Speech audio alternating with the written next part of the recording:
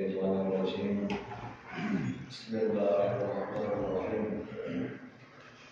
الحمد لله رب العالمين، والصلاة والسلام على سيد الأنبياء والمرسلين سيدنا ومولانا أبي القاسم محمد.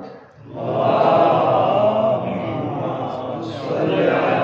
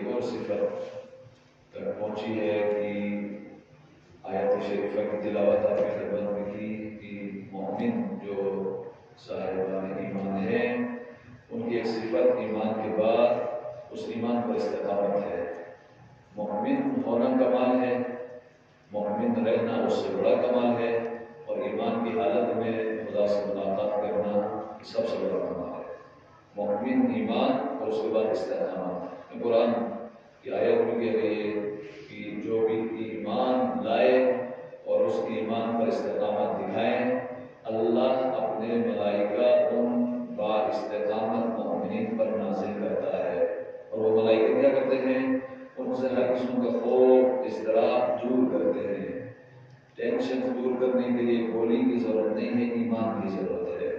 ایمان کو بڑھائیں، عبادات کا جذبہ اپنے اندر ایجاد کرے۔ سخت سے سخت ترین حالات میں انسان مطمئن ہوتا ہے، اور انسان کا قلب جتنا خدا سے قریب ہو، اٹیچ ہو، وہ قلب مطمئن ہوتا ہے۔ الا بذکر اللہ تطمئن القلوب، الا یعنی آگاہ ہو جاؤ جوانوں مومنین، کیا نہیں جانتے ہو؟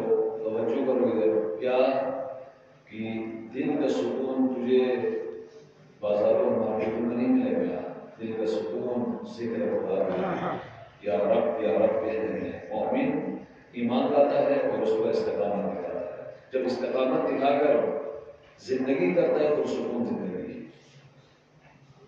اللہ تخافوا ولا تحزنوا، کسی کا خوف نہیں، کسی کا غم نہیں، بس سوائے اللہ کو راضی کرنے کے، سوائے اللہ کی اطاعت کے اور کوئی اس کا غم نہیں ہے۔ یہ غم مومن کو مقام انسانیت پر فائز کرتا ہے۔ جب مرتا ہے مومن ایمان کی حالت میں، پھر کیا ہے؟ وَأَبْشِرُوا بِالْجَنَّةِ، اس مومن کو ملائکہ، نکیر، منکر، حساب کتاب، وہ سخت مرحلہ، وہ کہتے ہیں مبارک ہو، آپ نے ایمان پر مبنی، استقامت پر مبنی زندگی گزاری ہے، اب آپ جنت کے مستحق ہو گئے ہو۔ الَّتِي كُنتُمْ تُوعَدُونَ، اور جس جنت کا، بہشت کا ہم نے وعدہ دیا تھا، ہم نے اپنے وعدے پہ وفا کیا۔ بس مومن کی صفت آیت ہے قرآن کے مطابق ایمان کے بعد اس ایمان پر استقامت دکھانا۔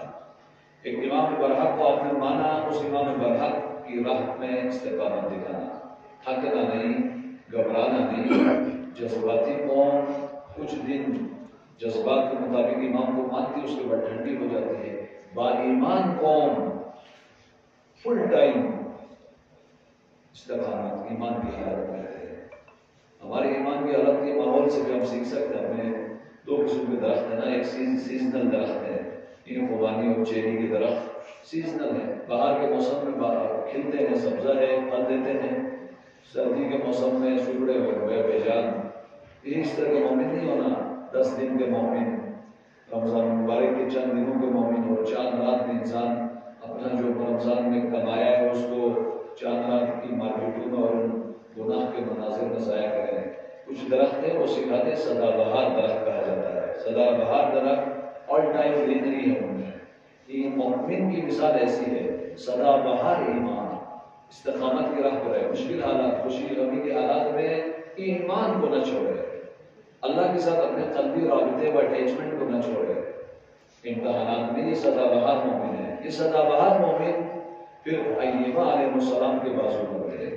قرآن کی آیت ٹوٹو کا انداز میں ہمیں اس صفت کی طرف دیکھ رہا تھا، لیکن افسوس ہمارا ایوب علیہ السلام کو قرآن نے تو یہ حکم دیا تھا اس طرح کے مومن بنو، ہمارا ایوب علیہ السلام کو خصوصاً امیر المومنین علیہ السلام کو، امام علی کے دور کو پڑھنے والا بہت ساری مظلومیتیں آپ کو معلوم ہو جائیں گی جب علی کو پڑھیں گے کہ علی جیسے امام برحق کو تنہا رکھا گیا، اور علی کی فریادیں انصار و آوان و مؤمن افراد کی تلاش میں تھی۔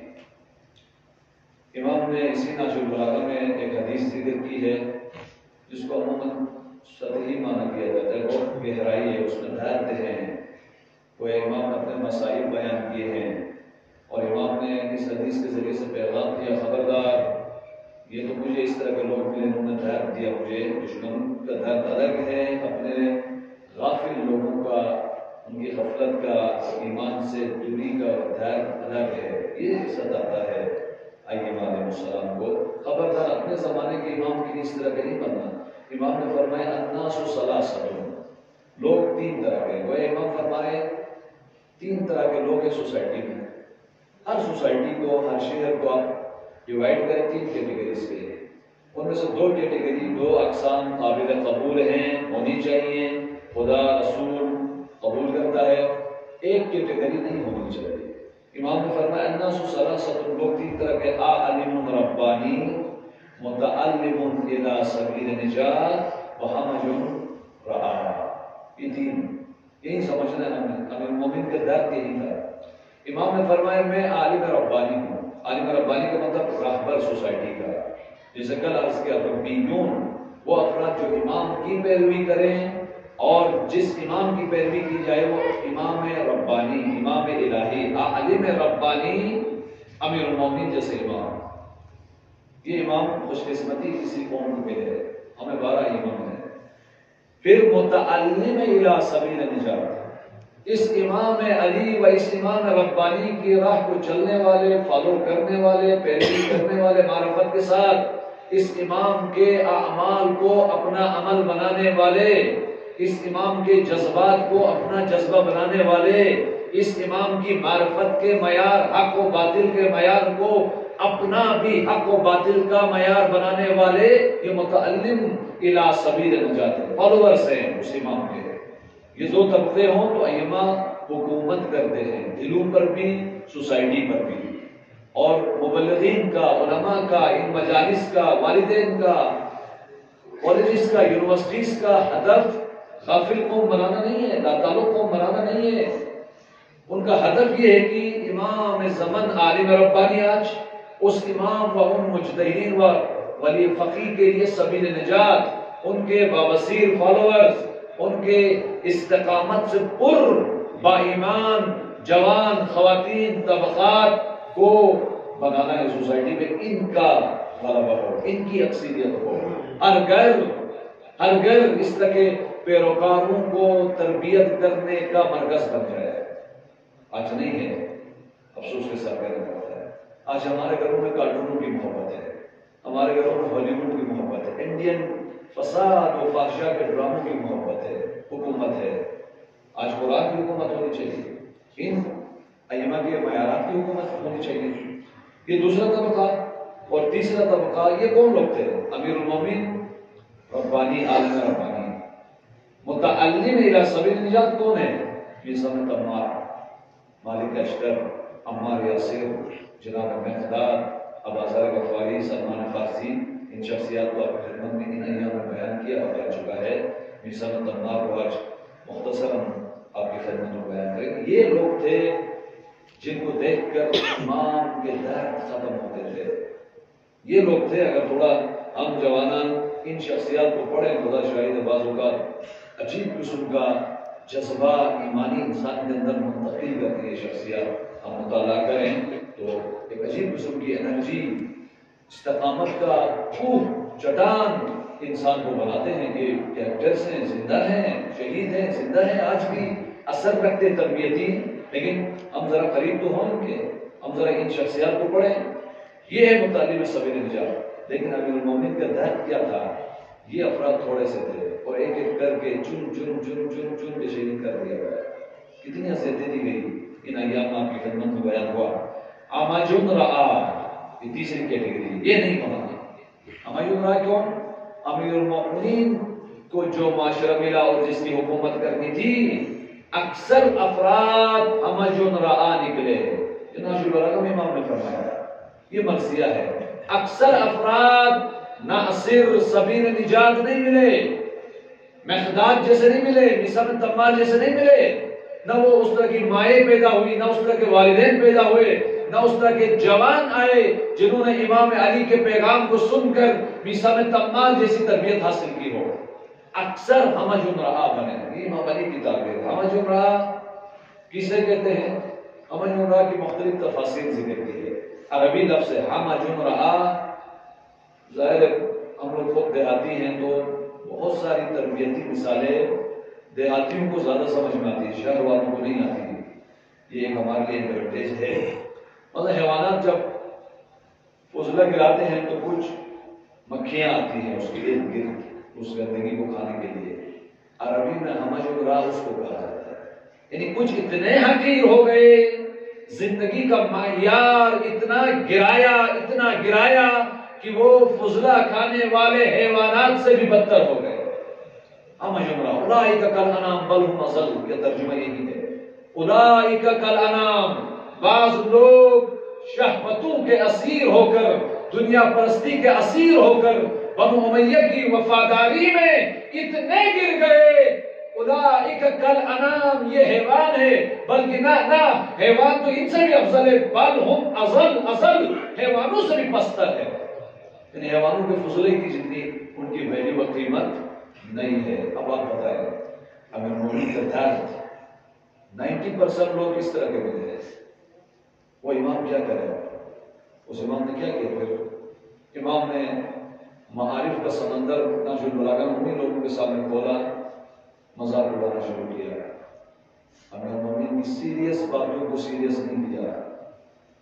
پھر امیر المومنین کے ساتھی اصحاب ایک ایک کر کے مارے گئے. آئینہ عمار، عمار کدھر ہے؟ مقداد کدھر ہے؟ مسن کہاں ہے؟ مالک کہاں ہے؟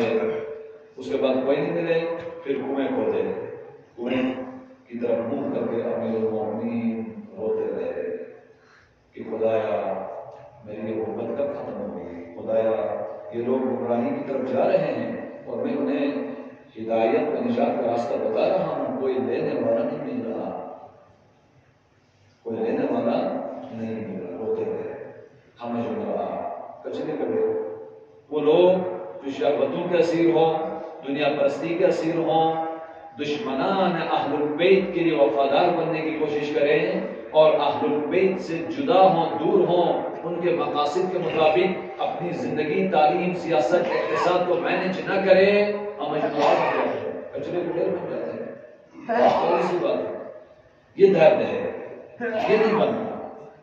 قرآن نے دعوت دی ادھر سے نکلو. کہاں پہنچے؟ ایمان کی رسی کو تھامو.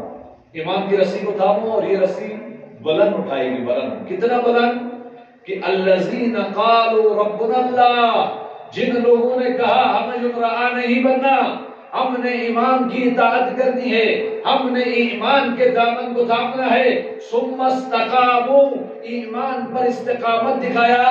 بعضوں کا نقصان، بعضوں کا جلاوطنی، بعضوں کا جیل، بعضوں کا زخم زبان، بعضوں کا توہین، تنقید، کردار کشی، غیبت، کتنے فتنے اٹھائے جائیں گے. اس کے بعد بھی اپنے مشن سے 1 انچ نہ ہٹے، اس پر ملائکہ نازل ہوتے ہیں. وہ ایمہ کے بازو بنتے ہیں، وہ ایمہ کی غربت کا خاتمہ کرتے ہیں. یہ افراد ہے، یہ پاکیزہ افراد. اب آئینے کے طور پر کچھ ایسی شخصیات کا ذکر کرتے ہیں آپ کی خدمت میں، خصوصاً جوانوں کی خدمت میں، کہ جو ایمان کی اس مقام پر فائز ہوئے اور ملائکہ پر نازل ہوئے. ان مجالس میں جناب ابوذر غفاری، سلمان فارسی، میثم تمار، عمار یاسر، بلال حبشی، ان کا کردار آپ کی خدمت میں بیان ہوا، اگرچہ اختصار کے ساتھ انتہائی. آج میثم تمار کے کردار کو اس آیت کی روشنی میں آپ کی خدمت میں بیان کرنے کی کوشش کروں گا. میثم تمار کا کردار اسی آیت کی عملی تفسیر ہے. بعض آیات ہیں قرآن کی جن کی تفسیر کے لیے ہمیں کتابیں دیکھنی ہوتی ہے، لائبریری، لیکن قرآن کی بہت ساری آیات اس وقت روشن ہوتی ہے جب قرآنی شخصیات کو دیکھیں. استقامت، ملائکہ کا نازل ہونا، ایمان دیکھنا چاہتے ہو، عمار یاسر، میثم تمار کو دیکھیں. پھر دیکھیں انسان کتنا بلند ہوتا ہے، کتنی تبدیلی کی صلاحیت انسان کے اندر ہے، کتنی بلندی کی طرف جا سکتے، کیا کر سکتا ہے. پھر مشکلات اس کے سامنے کوئی معنی نہیں رکھتی، مشکلات نہیں رکھتی. کچھ صفات میثم تمار کی آپ کی خدمت میں جتنا وقت بچے اس میں بیان کرنے کی کوشش کروں گا. درود پڑھیں محمد و آل محمد کے ساتھ.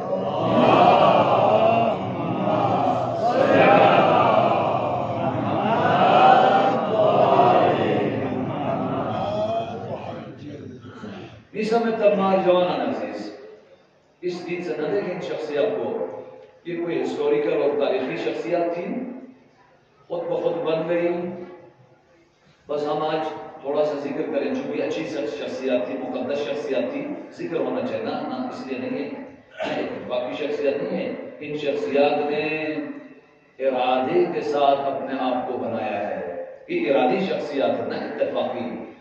اور یہ آج کے معلم ہیں میں اور آپ کے، نہ ہسٹوریکل شخصیات. معلم، زندگی کی مشعل. آج اس استقبالی فتنے کے زمانے میں جہاں کارٹونوں کے ذریعے سے میں اور آپ کو روبوٹ بنایا جا رہا ہے، روبوٹ، حکم وہ دیں ہم گدھے کی طرح ان کی اطاعت کریں. میں اور آپ کی فکر پر، صلاحیتوں پر، سیاست پر، اقتصاد پر، حتیٰ میں اور آپ کی دینداری کو استقبال اپنے مقاصد کے لیے استعمال کرنا چاہیے. سواری اس دور میں میثم تمار جیسے شخصیات آئینہ ہے، آئینہ معلم ہیں. اٹیچ ہو جاؤ، فاصلے ختم کریں. انفارچونیٹلی آج کرکٹ کے کھلاڑیوں سے جتنے قریب ہیں اتنے ان شخصیات سے نہیں ہیں. وہ آپ کو وقت ضائع کرنے کے علاوہ کچھ نہیں دیں گے. ان شخصیات کے قریب آئیں گے، آپ کو نایاب بنائیں گے، غیر معمولی بنائیں گے، شجاع بنائیں گے، ائمہ کی امیدوں کا مرکز بنائیں گے. جوانان عزیز، ایک سخت مرحلے سے ہم گزر رہے ہیں. ٹرننگ پوائنٹ ہے طول تاریخ کا. جس زمانے میں ہم رہ رہے ہیں غفلت حرام ہے، حرام. وقت ضائع کرنا حرام ہے. جوان تمام 1,24,000 انبیاء و 11 ائمہ علیہ السلام کی زحمتیں آج اپنے نتیجے کو پہنچ رہی ہیں. آج دنیا امام کے ظہور کے قریب پہنچ رہی ہے. آج غفلت جرم ہے. ظاہر دشمن اپنی کوششیں کرے گا، گمراہی پھیلانے کی کوششیں کرے گا. آج ان شخصیات کو اپنا معلم بنا ہے. موسیٰ بن عمار اسوہ ہیں، معلم ہیں، آئینہ ہے. آئینہ، یہ شخصیات آئینہ ہے. آئینہ میں کیا کرتے ہیں ہم؟ آئینہ ہم اب دیکھتے ہیں، اپنے چہرے کو اس کے مطابق سنوارتے ہیں. چہرے میں کوئی عیب نظر آئے اس کو آئینے کی وجہ سے برطرف کرتے ہیں. آئینہ آپ کو مینج کرتا ہے. آئینہ آپ کی عیوب کو دکھا کر برطرف کرتا ہے. آئینہ آپ کی خوبیوں کو بنا کرتا ہے. آئینے میں دیکھیں آپ اپنی خوبیاں اور خامیاں. موسیٰ بن عمار جیسی شخصیات آئینہ ہے. آئینہ، اس آئینے میں دیکھیں کہ یہ موسیٰ بن عمار کیا تھا جس نے اسے اتنا قیمتی بنایا اور میں کتنے عیوب لے کر ہوں. موسیٰ بن عمار آپ اتنے اعلیٰ مقامات پر فائز ہو گئے، آپ کا مرتبہ بلند ہو گیا، مفسر قرآن بن گئے. آپ کو امیر المومنین نے وہ سبق سکھایا ایک صدی 50 سال پہلے ہونے والے واقعات کی خبر موسیٰ بن عمار کو 50 سال پہلے ہوتی تھی. شعور کے اس مقام پر فائز تھے. ذرا دیکھیں اس آئینے میں کیا ہے کہ تو دیکھتے ہیں موسیٰ آپ کی شخصیت میں رہبر کی، امام علی کی، رسول اکرم کی اطاعت کا جذبہ ہے. آپ کی پوری زندگی امام کی اطاعت کے جذبے میں صرف ہوئی ہے. آئینے نے دکھایا ویلیویبل ہونا چاہتے ہو، فیمس ہونا چاہتے ہو اللہ کی بارگاہ میں، ایکشن بازی سے نہیں ہوں گے، اداکاری سے نہیں ہوں گے، بالوں کو کریم لگا کر نوحانی سے انسان شہرت نہیں پاتا، ذلیل ہوتا ہے. یہ میڈیم، یہ عزاداری عبادت ہے. عبادت کو ایکشن بازی کا ذریعہ نہ بناؤ. موسیٰ کے آئینے میں دیکھو موسیٰ آپ قیمتی کیسے ہوئے. بتائے گا علی کی اطاعت نے مجھے قیمتی کیا.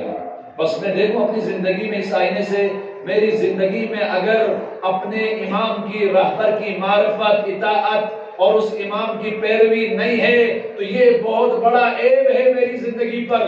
یہ بہت بڑا دبا ہے. امامت سے دوری پیشت نہیں ہے، دبا ہے، عیب ہے.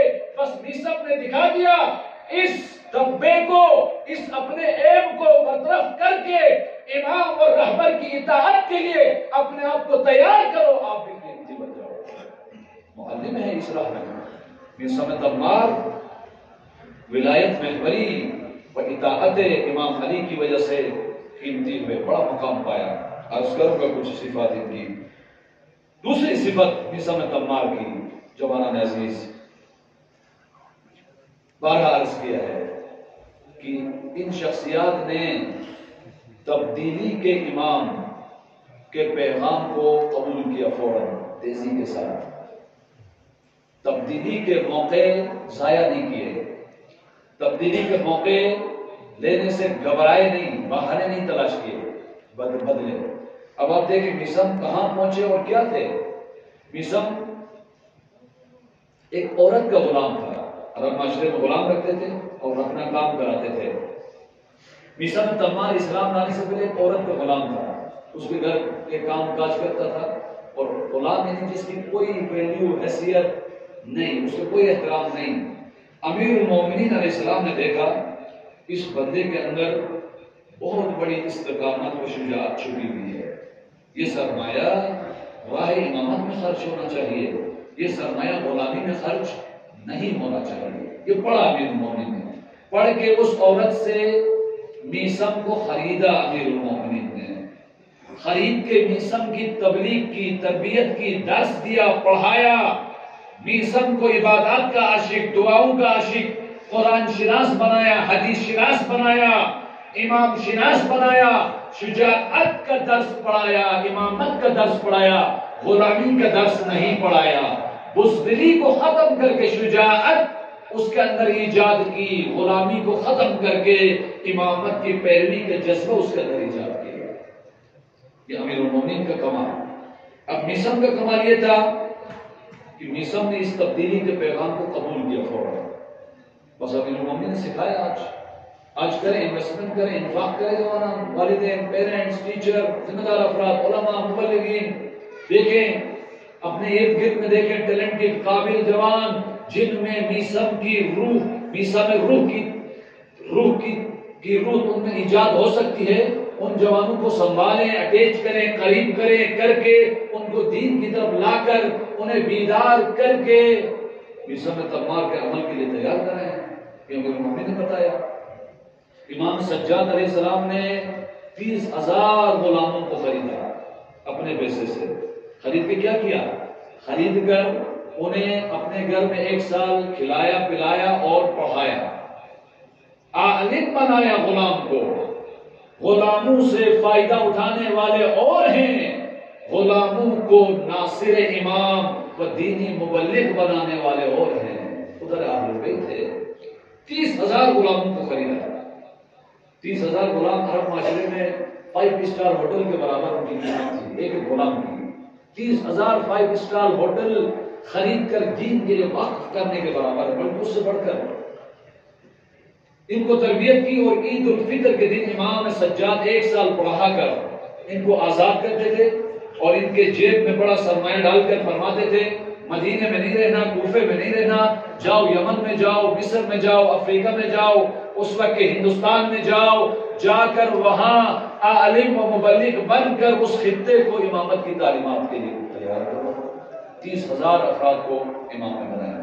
میسم تمار کو بھی امیر المومنین نے یہی کیا، غلامی سے نکال کر اس کو خرید کر اپنی زیر تربیت رکھ کر میسم کو کیا سے کیا بنایا، ناصر امام بنایا، اور اس میسم نے بنو امیہ کے مکروہ چہرے کو برملا کیا۔ اس میسم نے بنو امیہ کے خوف کو لوگوں کے دلوں سے نکالا، اور اس میسم تمار نے امیر المؤمنین کی حقانیت کو برملا انداز میں، علمی انداز میں، علمی نہ جذباتی۔ میسم تمار قرآن شناس تھے، حدیث شناس تھے۔ ابن عباس ایک صحابی رسول ہیں، وہ تفسیر کے ایکسپرٹ ہیں، رسول اکرم امیر المومنین کے شاگرد ہیں، تفسیر میں ان کا کوئی ثانی نہیں ہے، ظاہر امیر المومنین اور رسول اکرم سے تفسیر سیکھی۔ میسم تمار جہاں انقلابیت کے اوج پر ہیں، علم کے اعلی مقامات پر فائز ہیں۔ جب ابن عباس سے قرآنی گفتگو ہوئی، میسم نے قرآنی گفتگو کی، تو ابن عباس حیران ہو گیا، اے میسم تجھے تو مجھ سے زیادہ قرآن کا علم ہے، کہاں سے سیکھا؟ کہا مجھے امیر المومنین نے ہر آیت کی تفسیر اور تعبیر مجھے بتا دی ہے، اور قرآن کی تفسیر کی وجہ سے میں آئندہ ہونے والے تمام واقعات کی خبر ان سے پہلے رکھتا ہوں۔ اپنی شہادت کی خبر بھی دی۔ ابن عباس حیران ہو گیا، کتنا ببصیر انسان، بس میسم کی طرح جوانان علم کے اعلیٰ مقامات پر فائز ہو۔ علم بے حیائی کے لیے نہیں ہے، علم غرور کے لیے نہیں ہے، علم غلامی کے لیے نہیں ہے، علم گناہ کا حصہ بننے کے لیے نہیں ہے۔ علم میسم کی طرح باشعور ہو کر، بامعرفت ہو کر، اس علم کے ذریعے سے امامت کی خدمت، امامت کے مشن کو عام کرنا، امامت کے لیے ذہن کو تیار کرنا علمی طاقت سے۔ میسم تمار نے یہ عمل بھی بخوبی انجام دیا، اور میسم اتنا برجستہ کمال اور شخصیت باکمال اکیلے نہیں آئے، امامت کی طرف اکیلے نہیں آئے، 6 بیٹے پیدا کیے، 6 کے 6 بیٹوں کو ائمہ کا عاشق بنایا، 6 کے 6 بیٹوں کو مفسر قرآن بنایا، حدیث شناس بنایا، عالم بنایا، اور عالم بنا کر انقلابی عالم بنایا، شجاع عالم بنایا، جو بنو امیہ کے اس مارشل لا کے حالت میں بھی قیام کر کے امیر المومنین کے حق کا دفاع کرے، جو بہت سارے لوگوں نے نہیں کیا، میثم تمار اور ان کی اولاد نے کیا۔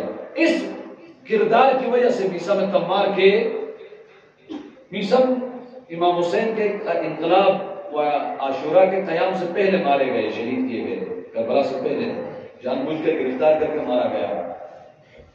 امام باقر اور امام صادق علیہ السلام نے میثم کو یاد کیا، اپنے انصار و اعوان کو، اور اپنی یونیورسٹی میں جب امام صادق و امام باقر علیہ السلام درس دیتے تھے اپنے اسٹوڈنٹس کو، وہاں اپنے اسٹوڈنٹس کو میثم تمار کو بعنوان اسوہ، ایک غیر معمولی کیریکٹر و اسوہ و رول ماڈل کے طور پر پیش کر کے کہا اگر بننا ہے تو میثم تمار کی طرف بننا۔ یہ ہماری آنکھوں کا ٹھنڈک ہے۔ اپنی یونیورسٹی کے افراد کو یہ لیکچرز دیے، یہ درس چاہیے، یہ نصاب چاہیے، نہ جو آج ہماری یونیورسٹیوں میں پڑھایا جا رہا ہے قوم لوط کے عمل کے نتیجے میں بننے والے مغربی مفکرین نصاب بنا کے دے رہے ہیں، اور آج جینڈر ایجوکیشن کے نام پر، جینڈر ایجوکیشن کے سبجیکٹ کے نام پر محرم و نامحرم کی حساسیت ختم کر کے شیطانی احساسات پیدا کیے جا رہے ہیں۔ نہ یہ نہیں، یہ گمراہی کا راستہ ہے۔ امام باقر و امام صادق علیہ السلام نے فرمایا میثم تمار کی طرح زندگی گزارو، میثم تمار کی طرح ہمارے دل کو ٹھنڈک پہنچاؤ۔ ایک مرتبہ درود پڑھیں محمد و آل محمد۔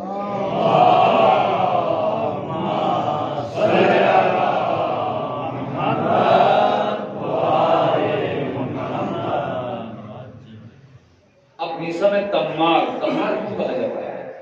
بہت سارے درس ہیں شخصیت۔ میثم تمار، تمر کھجور کو کہتے ہیں، خرمے کو، تمر خرمے کو کہتا ہے عربی میں، تمار خرمے کو بیچنے والا، خرمے کا کاروبار کرنے والا، یہ دکاندار تھا میثم تمار۔ اب دیکھیں فاصلے کتنے، ہمارے دکاندار اور علی کی تربیت میں آنے والا دکاندار، دکانداروں کے لیے رول ماڈل، کاروباری حضرات کے لیے رول ماڈل میثم تمار۔ تمر کھجور بیچنے والا، میثم تمار خوب، اور یہ وہ شخصیت تھا، کتنا خوش قسمت ہے، اس کی دکان میں امیر المومنین بار بار آ کے ان سے گفتگو کرتا تھا، اور جب امیر المومنین آتے تھے ان کی دکان میں تو امام سے علم اور حکمت لیتا تھا، زیادہ تر کوشش کرتا تھا۔ اس لیے علماء کے ساتھ رہنے کے آداب ہیں جوانان، یہ نہیں پڑھائے جاتے چیپٹرز آج ہماری نوجوان نسل کو۔ علماء کے ساتھ رہنے کا آداب یہ کہ علماء کی محفل میں بولو کم، سنو زیادہ۔ ابھی برعکس کرتے ہیں، اتنا بولتے ہیں، اس میں غیبت بھی ہوتی ہے، پتہ نہیں کیا۔ ایک دعوت تھی، اس دعوت میں 3-4 گھنٹے بولا مومنین نے ماشاءاللہ، اس میں غیبت بھی تھی، چغلی بھی تھی، پتہ نہیں کیا سے کیا تھا۔ آخر میں مجھ سے کہا آپ فاتحہ پڑھیں، میں نے کہا کیوں پڑھوں گا؟ نہیں آپ جو ہے طالب علم ہیں، مثلا آپ کے ہوتے ہوئے کیسے فاتحہ پڑھی جا سکتی؟ میرے ہوتے ہوئے سارے دین کے ستون گرا دیے، غیبت بھی ہو گئی، چغلی بھی ہو گئی، تہمتیں بھی لگ گئی، اس وقت خیال نہیں آیا اچھا فاتحہ، اب سب کچھ مار دیا ہے، دین کو بھی آپ نے ذبح کیا، فاتحہ ہی خود ہی پڑھ لو، فاتحہ ہی خود ہی پڑھ لو۔ نہ یہ نہ ہو۔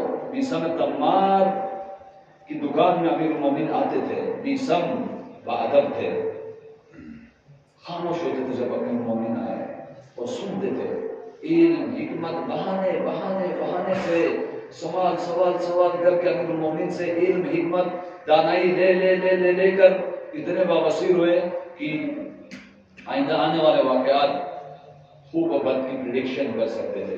میثم تمار اتنا بابصیر تھا، خرمہ فروش تھا۔ خرمہ فروشوں نے ایک انجمن بنائی تھی، آج ہے نا انجمن تاجران، ان کے سربراہ، ان کے جنرل سیکرٹری، یہ ان کا سربراہ تھا۔ اور بنو امیہ نے ظالمانہ قوانین اکنامیکل بنائے تھے، میثم اس کا سربراہ بنا، ماشاءاللہ بنو امیہ کا۔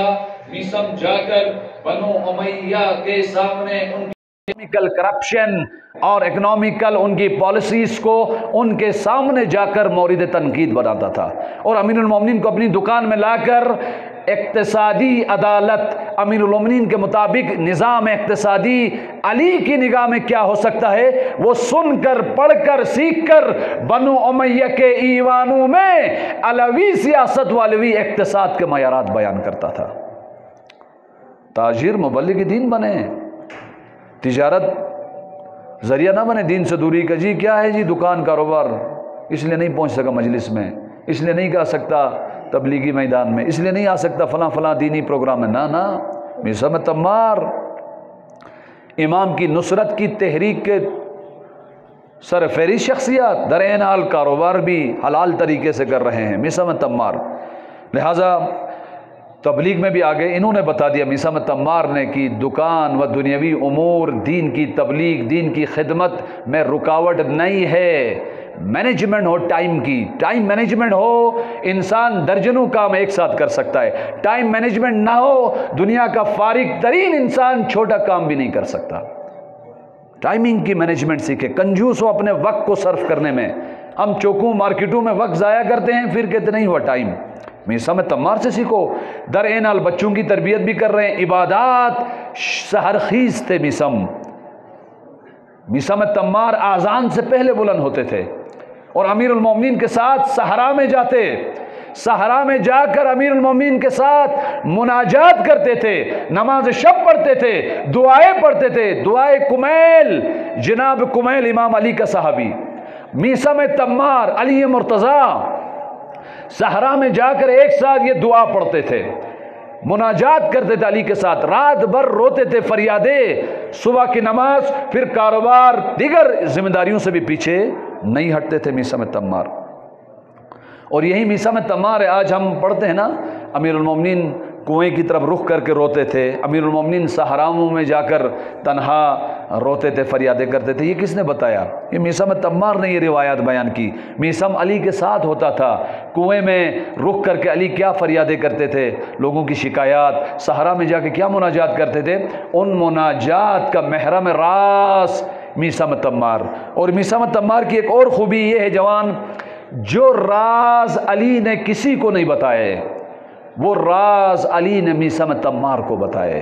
میثم تمار علی کے اہم ترین رازوں کا صندوق تھا، خزانہ تھا، محرم راز تھا، ہم سفر تھا، امام سے فاصلے ختم کیے تھے میثم تمار نے۔ تھوڑا آگے آ جائیں اور ایک مرتبہ درود پڑھیں محمد و آل محمد کی ذات پر۔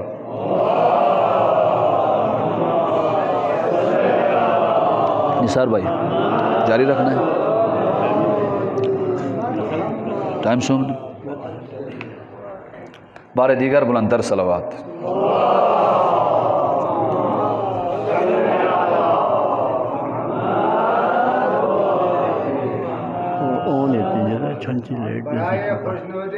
جاری ہے۔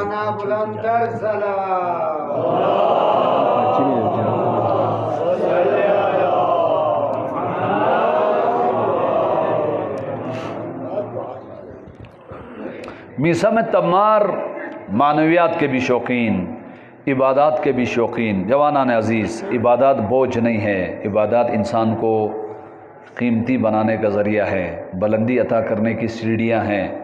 یہی دعائیں ہیں، یہی مناجات ہیں، یہی عبادات ہیں، ان کے ذریعے سے ہم اپنے آپ کو قیمتی بنائیں۔ آج ہمارے معاشرے میں اتنی قابل قبول صورتحال نہیں ہے، دعائے کمیل کی مجالس ہوتی ہیں لیکن وہاں گنتی کے چند افراد ہیں۔ جوانان کہاں ہیں پھر؟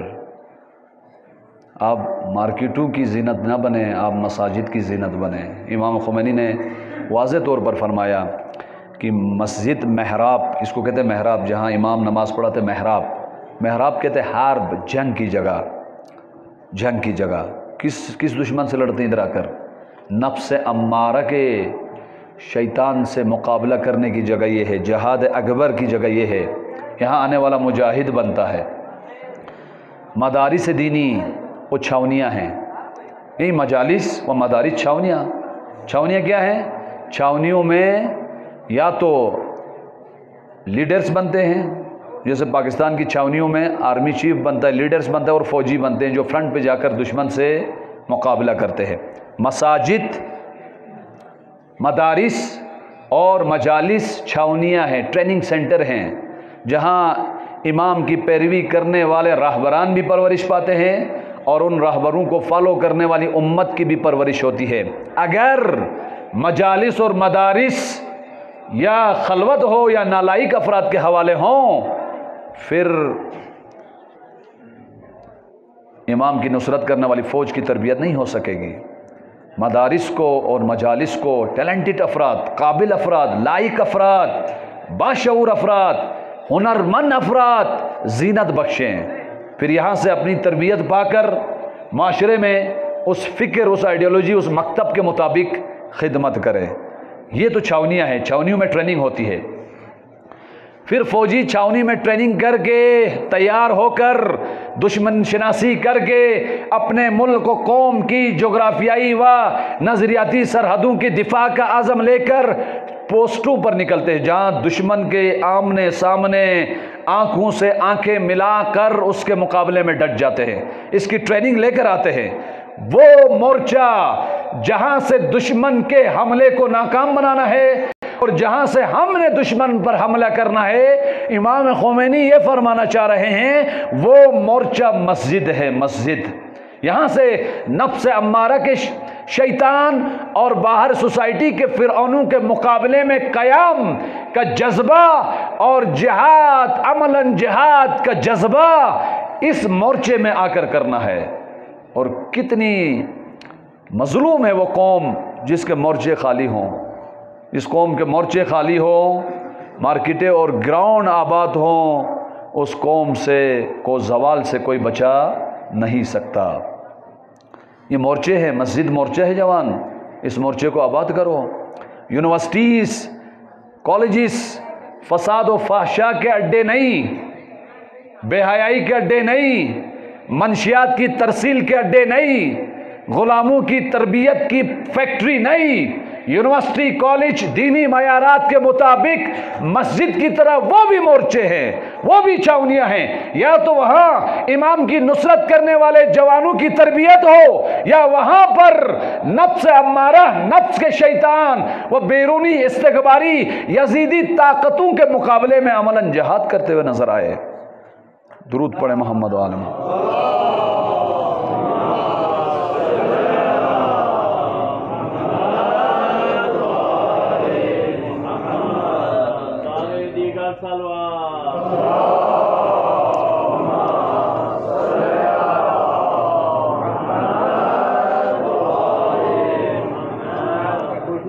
امام زمانہ بلندتر سلوات۔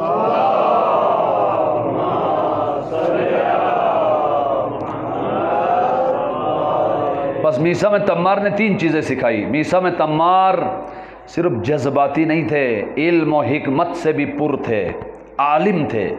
عالم کیا؟ مفسر تھے، فقیہ تھے، علم کے اوج پر، علی سے لیا تھا علم ایک۔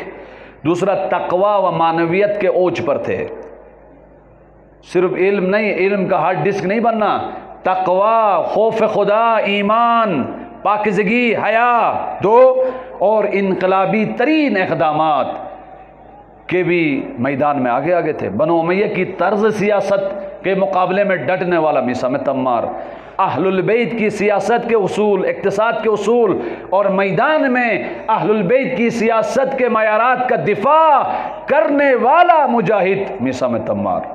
یہ کوالٹیز اگر ہمارے اندر جم ہو جائے، یہ 3 کوالٹیز، آج ہمارے علماء کی، ائمہ کی تنہائی و غربت کا خاتمہ ہو سکتا ہے۔ ایک اور صفت میثم تمار کی صبر و استقامت، جو قرآن کی آیت بیان کی، صبر و استقامت کا چٹان تھے میثم تمار۔ کیسے تھے صبر و استقامت؟ امیر المومنین نے ایک دن میثم تمار کو بتایا، میثم، لوگ آپ کو کہیں گے میثم علی سے دور ہو جاؤ، اور اس کے بدلے میں ورنہ آپ کو مار دیا جائے گا۔ میثم کیا کرو گے؟ اس وقت ہنسنے لگا، مولا یہ کیسے ہو سکتا ہے، میں تو سوچ بھی نہیں سکتا، خدا وہ دن نہ دکھائے کہ میں علی کو چھوڑ دوں۔ پھر امام نے فرمایا، میثم، یہ کھجور کا درخت اس وقت ابتدائی حالت میں تھا، یہ ایک دن درخت بنے گا اور اس درخت سے آپ کو باندھا جائے گا، 2 آپ کی ٹانگیں کاٹی جائیں گی۔ کیوں؟ کہا جائے گا علی سے بیزاری کا اظہار کرو ورنہ آپ کی ٹانگیں کاٹی جائیں گی۔ مولا پھر کیا ہوگی میری حالت؟ آپ علی سے بیزاری کا مظاہرہ نہیں کرو گے بلکہ ان مستکبرین کے جرائم کو برملا کرو گے، علی کی محبت کا اظہار کرو گے، اور کرتے کرتے لوگ جمع ہوں گے، آپ تھکو گے نہیں، ٹانگیں کٹی ہوئی ہے، لٹکایا ہوا ہے درخت میں، جب آپ کی زبان بھی کاٹ دی جائے گی۔ فرمایا مولا اس وقت کیا حالت ہوگی؟ زبان کٹ جائے گی، پھر بھی میثم بنو امیہ کی بیعت نہیں کرے گا، اسی حالت میں شہید کر دیا جائے گا۔ اس حد تک استقامت، اس حد تک مقاومت میثم تمار نے۔ اب اس کے بعد کیا کیا میثم نے؟ اس کے بعد میثم نے فرمایا مولا آج کے بعد اس درخت کو کھاد بھی پانی بھی میں دوں گا، آج کے بعد اس درخت کی حفاظت میں کروں گا۔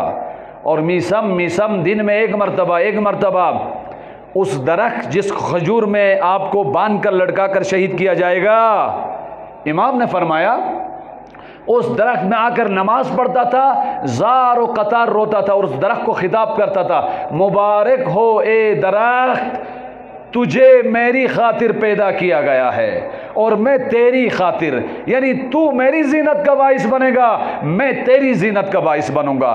آپ فخر کے ساتھ کہو گے مجھ پر میثم تمار کو لٹکایا گیا لیکن علی سے بیزاری نہیں، علی کی محبت و پیروی کا امتحان کامیاب کرتے کرتے اپنے ہاتھ پیر اور زبان بھی کٹوایا لیکن 1 انچ علی کی راہ سے پیچھے نہیں ہٹا۔ اس استقامت کا اسوہ میثم تمار ہیں۔ آج چھوٹی سی دھمکی سن کے ہم پتہ نہیں اپنے راستے بدل دیتے ہیں۔ میثم معلم ہے، امام زمن کے لیے آج ہر شہر میں، ہر گھر میں، ہر گلی کوچے میں اس روح کا حامل، میثم تمار کی روح کا حامل جوان چاہیے، جوان چاہیے، کیونکہ امام کا مشن عالمی سطح پر اسلامی حکومت کا قیام ہے، اور امیر المومنین کے ساتھ صرف جذباتی لوگ نہیں تھے، عالم لوگ تھے، علم، تقوی، معنویت کے اعلیٰ مقامات پر فائز ہو کر۔ اب بصیرت دیکھیں میثم تمار کی کتنا اعلیٰ بصیرت تھی۔ میثم نے 1 ہفتہ پہلے بتایا کہ امیر شام مر جائے گا، خبر دی پہلے۔ امیر المومنین کے قریب ہونے سے اتنی بصیرت آئی تھی، ان کے واقعات کی خبر تھی، انالیسس تھا۔ آج کے حالات کے مطابق حالات جو میڈیا بتائے اس پر سمن بکمن عمل کرنا، اعتماد کرنا، یہ بصیرت نہیں ہے۔ آج دشمن حق کو ہزارہا پردوں میں چھپا کر باطل کو برملا کر رہا ہے تاکہ کہیں پر بھی معمولی بو بھی نہ آنے پائے حق کے امام کی، حق کے راہبر کی، اس کے راستے کی۔ میثمی بصیرت یہ ہے ان 1000 دشمن کے پردوں کو چاک کر کے حق کو دیکھ کر حق کو برملا پوری دنیا کو دکھانا، یہ میثم کی بصیرت ہے۔ حق کے امام کو دکھانا میثم کی بصیرت ہے۔ آج کے زمانے میں قاسم سلیمانی اس کردار کی تجلی بنے۔ فرمایا وصیت نامے میں لوگوں کنفیوز نہ ہونا، ان بی بی سی کے پروپیگنڈے کا شکار نہیں ہونا کہ یہ مرجع عراق کا ہے، وہ مرجع ایران کا ہے، رہبر فلاں کا ہے، ہم فلاں کے، یہ حق کو چھپانے والے استکباری پردے ہیں۔ کہا آج انقلاب اسلامی حرم ہے، حرم، اور اس مقدس حرم کا دفاع کرنا واجب ہے، جس طرح حرم میں امیر المومنین امام حسین کا دفاع کرنا واجب ہے۔ انقلاب اسلامی حرم ہے، اس کا دفاع کرو۔ اگر یہ حرم بچ گیا تیری قوم بچے گی اور یہی قوم امام زمن کی نصرت کے لیے ماحول بنائے گی برملا طور پر۔ پھر بصیرت دیکھیں، کربلا کے قیام کی خوشخبری دی، امام کے قیام کی، اور ساتھ میں غمگین بھی ہوئے، میرا مولا تنہائی کی حالت میں مارا جائے گا اور میں نہیں ہوں گا۔ قیام مختار کی خبر دی، مختار قیام کرے گا، اور اس کے ساتھ ساتھ حبیب ابن مظاہر کے ساتھ گفتگو کی۔ اے حبیب تو کتنا خوش قسمت ہے، تو حسین کی راہ میں مارا جائے گا لیکن مجھے کربلا سے پہلے مار دیا جائے گا۔ ایک دوسرے کی شہادت کے بارے میں بتاتے رہے۔ میثم جب حج پر گیا، آخری مراحل میں کافی ضعیف ہوئے تھے، بوڑھے ہوئے تھے، عمر بر استقامت، عمر بر علی کی ولایت کا دفاع، بڑے بڑے صحابہ نے سنا تھا غدیر میں من کنت مولا فہذا علی المولا، سنا تھا ڈر کر بنو امیہ کے خوف کی وجہ سے علی کے حق کی گواہی دینے کی وجہ سے یا تو پروٹوکول واپس ہوتا تھا، یا تو ان کے پیسے، ان کی پوسٹیں ختم، یا جلا وطنی یا جیل یا زندان یا ٹارچرز، یہ حالات تھے۔ اور علی کے مخالفت کوئی ہو اسے پیسے، مال، منال، ہر چیز ملتا تھا۔ میثم نے اس دنیا پرستی کو ٹھوکر مار کر ہر حالت میں علی کے حق کا دفاع کیا۔ ان حالات میں میثم تمار نے بتا دیا لوگوں علی حق پر ہیں، علی امام برحق ہیں، جس دور میں جینا مشکل ہو اس دور میں جینا لازم ہے۔ جس دور میں علی کا نام لینا جرم تھا، میثم نے اسی دور میں علی کے نام کو زندہ کیا، علی کے نام کو قابل افتخار و قابل فخر بنایا۔ جب حج سے واپس آئے، ضعیف تھے کافی، حج سے آئے، عبادات کے عاشق تھے، حج سے واجبہ واپس آئے تو بنو امیہ نے سوچا تھا اب امام حسین کو شہید کرنا ہے۔ انہوں نے فہرست بنائی تھی کون کون سے افراد ہماری بیعت نہیں کریں گے، کون کون سے افراد ہمارے لیے خطرناک ہیں، اگر ہمارے لیے ممکن ہوا یا ان کو گرفتار کریں یا ان کو مار دیں۔ ٹاپ آف دا لسٹ میثم تمار، اسے گرفتار کیا گیا اور شہید کیا گیا۔ جب گرفتار کیا گیا میثم تمار کو، ابن زیاد نے کہا خدا کہاں ہے، یعنی توہین آمیز انداز میں، یہ جو خدا خدا کہتے ہو آپ اور امیر المومنین، تمہارا خدا کہاں ہے، ہم نے گرفتار کیا آپ کو۔ میثم کا جواب دیکھیں، حاضر جوابی بھی دیکھیں، شجاعت بھی دیکھیں، گرفتار کر کے لایا جا رہا ہے، ضعیف ہیں، حج سے ابھی آئے ہیں تھکے ہوئے۔ کہا خدا ظالمین و مستکبرین کی ہڈیوں کو مروڑنے والا ہے، ان کی کمینگاہ پر ہے، اور اے ابن زیاد تو بھی ان ظالمین کی ٹاپ اپ لسٹ پر ہو، اور خدا بہت جلد تجھے ذلیل کرے گا۔ اس زندہ فرعون کو اس کے دربار میں للکارنا یہ میثم تمار ہے۔ فرعونوں کے سامنے سیلفیاں لینا، سیلفش تو بن سکتا ہے، میثم تمار نہیں بن سکتا ہے۔ ظالمین کے مقابلے میں ڈٹنا یہ میثم تمار کی سیرت ہے۔ میری گفتگو تمام۔ اب انہوں نے کہا یہ میثم تمار زندہ نہ رہے، کیونکہ اس کی زبان علی کے حق میں مالک اشتر کی تلوار سے بھی تیز چلتی ہے۔ جس طرح مالک کی تلوار میدان میں چلتی ہے اور مستکبرین کی گردنیں اڑاتی ہے، میثم کی بصیرت دینے والی تلوار، زبان کی تلوار، بنو امیہ کے خوف کا سر قلم کر کے قوموں کو بنو امیہ کے خلاف انقلاب کے لیے تیار کر رہی ہے۔ اب اس کو کیا کریں؟ ایسے غزل سرا کو چمن سے نکال دو، اسے مار دو۔ کیسے کیا؟ گرفتار کر کے لائے، کہا میثم تجھے مار دیں گے۔ جب مار دیں گے کہا، میثم مسکرائے، خدایا تیرا شکر، وہ مرحلہ آن پہنچا جس کی خوشخبری بہت عرصہ پہلے میرے مولا نے مجھے بتائی تھی۔ انہیں پھر ماجرا اپنا بتایا، تم لوگ کیسے مارو گے، تمہیں خبر ہو یا نہ ہو مجھے خبر ہے۔ انہوں نے کہا کیسے؟ مجھے درخت پہ باندھو گے، میری ٹانگیں کاٹو گے، پھر کہو گے خون جاری ہوگا۔ میثم علی سے دوری اختیار کرو، علی پر معاذ اللہ سب و شتم کرو، میں جب نہیں کروں گا میری زبان کاٹ کے پھینک دو گے۔ ابن زیاد نے کہا بھلے اس درخت پر آپ کو باندھیں گے، ٹانگیں آپ کی کاٹیں گے، زبان نہیں کاٹیں گے، تاکہ تیرے مولا علی کی بات غلط ثابت ہو جائے۔ اس نے کہا چلو آزما لو، آزما لو۔ درخت کے قریب لے کر گئے، پورا عالم جمع ہوا۔ میثم علی سے بیزاری کا مظاہرہ کرو ورنہ دائیں ٹانگ کٹ جائے گی۔ کہا علی میرا مولا ہے، علی امام برحق ہے، علی حق کا معیار ہے، علی سے دوری انسان کو جہنم کی آگ میں دھکیلتی ہے، میں علی سے دوری اختیار نہیں کر سکتا۔ دائیں ٹانگ کاٹی گئی، بائیں ٹانگ کاٹی گئی، اور اسی طرح چھوڑ کے آئے۔ انہوں نے سمجھا خون جاری ہو کہ میثم مرے گا۔ اب دیکھیں اہل البیت کا خطیب، دیکھیں جوان خطیب کیا ہے، کھجور کی درخت میں لٹک رہا ہے، خطابت شروع کی، علی کے فضائل بیان کیے، یہ خطیب ہے۔ وہ پیشوری اور ہے، علی کا نام لے کر شہرت لینا اور ہے، علی کے نام لے کر ایکشن بازی کرنا اور ہے، ٹانگیں کٹوا کر علی کا دفاع کرنا یہ میثم تمار کا طرۂ امتیاز ہے۔ خطبہ دیا، پورا شہر مجمع جمع ہوا، خطیب لٹک کے خطبے دے رہا ہے۔ بنو امیہ نے کہا اگر یہ 1 گھنٹہ بھی اسی حالت میں رہا، یہ زخمی شیر بنو امیہ کی بساط کو پلٹ دے گا، اس کی زبان کاٹ ہی دو، علی نے صحیح کہا تھا۔ کاٹ دیا۔ کاٹنے کے بعد میثم شہید ہوئے۔ बाकायदा फोर्स रखी बनो उमैया ने, फोर्स, कई दिन तक कि मीसम की लाश इसी तरह लटकती रहे, कोई करीब ना आने पाए। 3 दिन तक मीसम तम्मार की लाश लटकी रही। क्यों? ये कीना क्या बता रहा है? ये कीना बता रहा है मीसम ने किस दर्जे की फ़आलियत की और किस तरह से बनु उमैया की जड़ों को खोखला कर दिया, उसका इजहार वो मीसम की शहादत के कीने से जाहिर कर रहे हैं। मीसम तम्मार की लाश 3 दिन तक लटकती रही।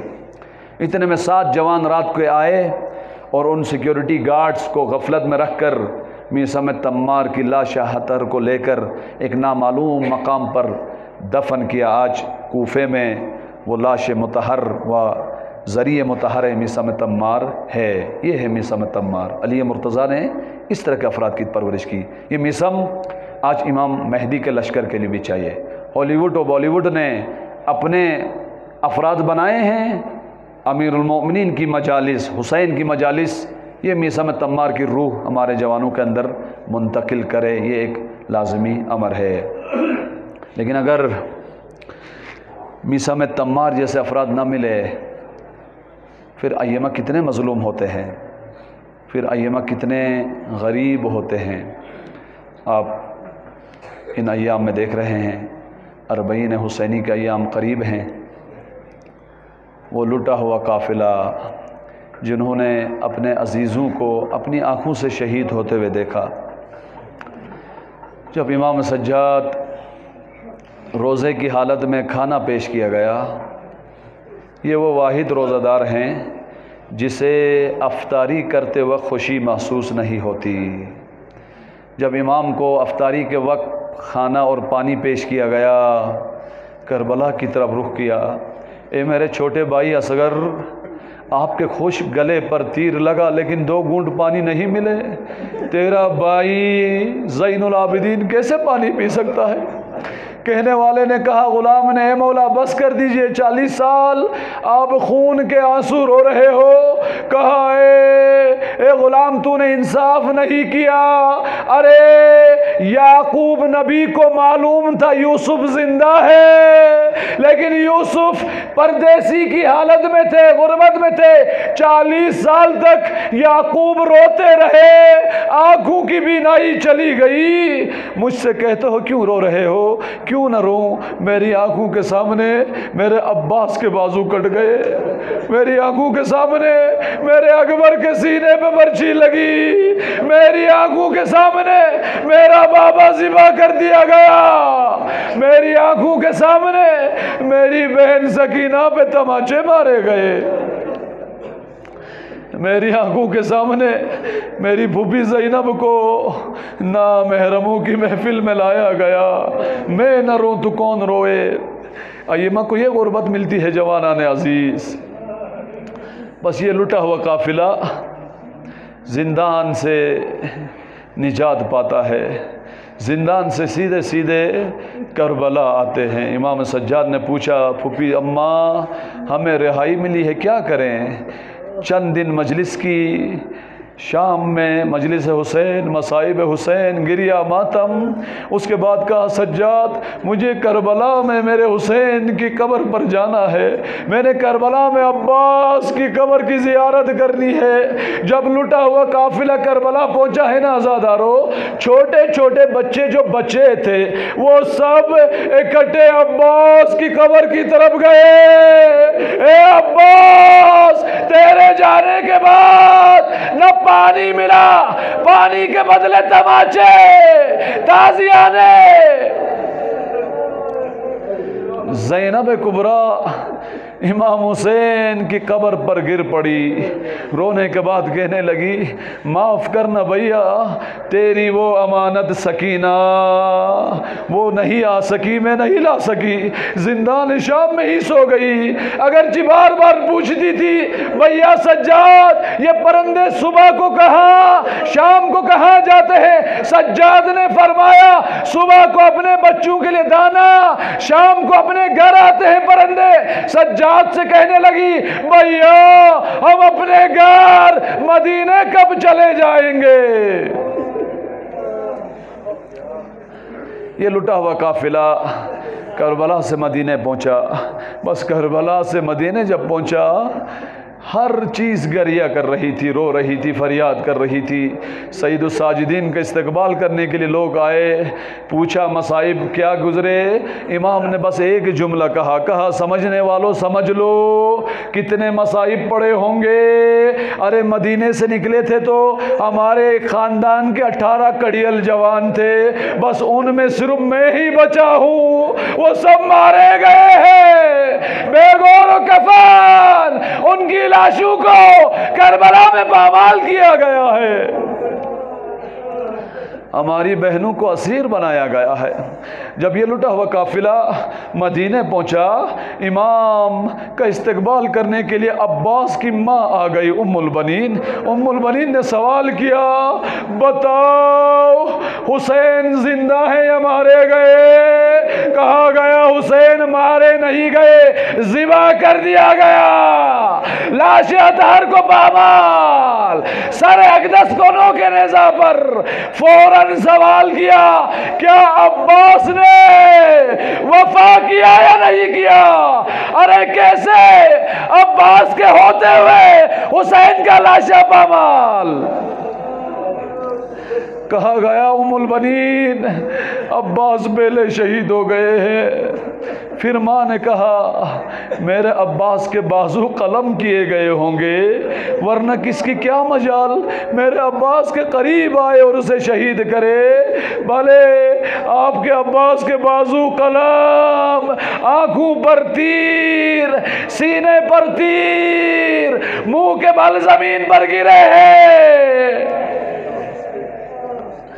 الا لعنت اللہ علی القوم الظالمین فسيعلم الذين ظلموا أي منقلب